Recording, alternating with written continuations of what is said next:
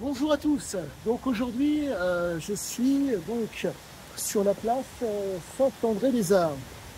Donc là, je viens de finir la première lecture en biais de Oro de Sizazuki. Et ça a été tout bonnement génial. Je suis maintenant réellement d'autant plus dans les détails qui font les ennuis.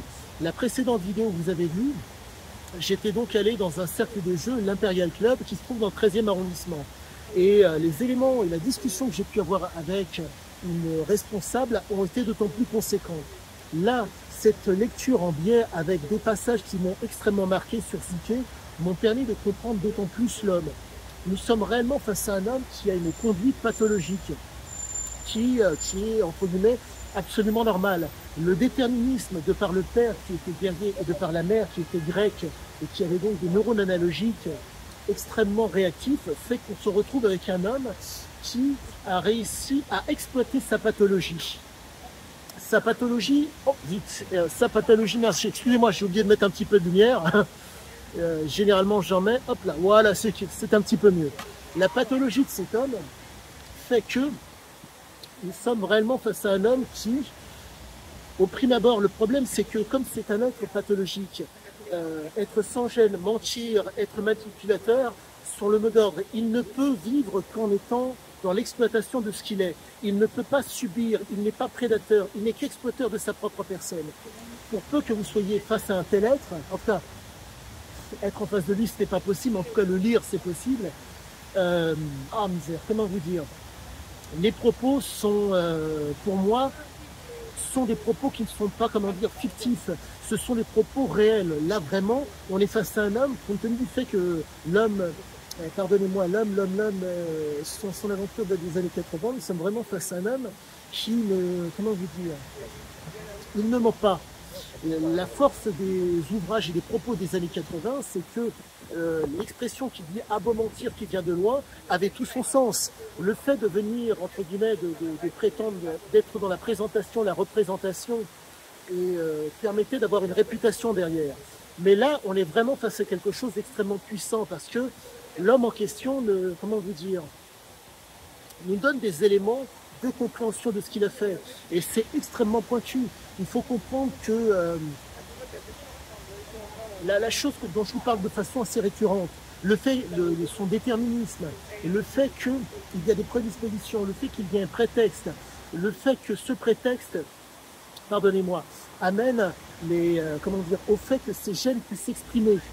Et à la suite de ça, vous avez donc la conduite, le comportement, le fait d'atteindre l'objectif pour avoir la bonne représentation et la bonne présentation. À la suite de ça, il y a un maintien, un entretien et une continuité.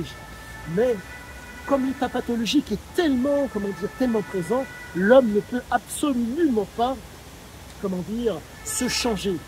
Enfin, il ne peut, comment vous dire, la conformation mentale due au père légionnaire, due à la mère avec ses neurones analogiques, fait que l'homme ne peut absolument pas bouger. Ce n'est pas possible. Nous sommes réellement face à un homme qui, pour moi, ne ment pas. Il a pour habitude de vouloir exploiter ce qu'il est. Il a pour habitude d'aller jusqu'au bout. Il ne peut en être autrement. La pathologie est telle qu'il est obligé d'exploiter la situation vaille que vaille. Nous sommes réellement face à un homme qui ne nous a pas menti. Et j'en ai quoi que avoir l'intime conviction sur un homme sans gêne, manipulateur et intelligent, c'est extrêmement difficile. Mais force est de constater que pour moi, plus je gratte, pardonnez-moi, plus je cherche, plus je trouve le détail qui fait que les propos sont corroborés. Vous avez des répétitions, vous avez comment vous dire, qui démontrent ce qu'il en est.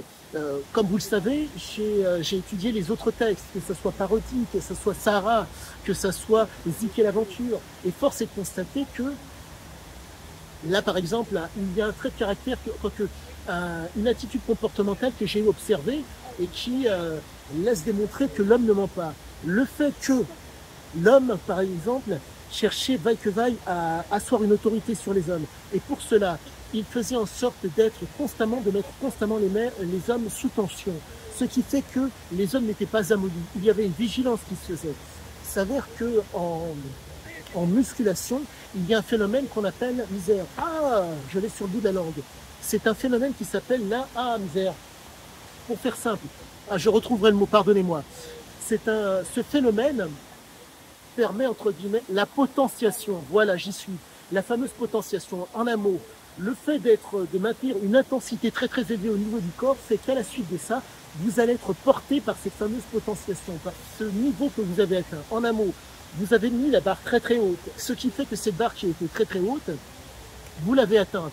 Et à un moment donné, vous vous retrouvez dans des situations où l'intensité est moindre, mais l'énergie que vous avez fournie pour pouvoir atteindre ce niveau, vous la conservez.